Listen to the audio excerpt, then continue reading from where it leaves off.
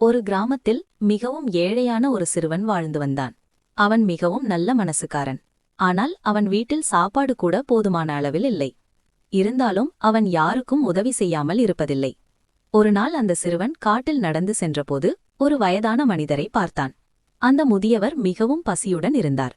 சிறுவன் தன்னிடமிருந்த ஒரே உணவை கூட அவருக்கு கொடுத்தான். முதியவர் அந்த சிறுவனின் நல்ல மனதை பார்த்து மகிழ்ந்தார். அவர் உண்மையில் ஒரு மந்திர சக்தி கொண்டவர்.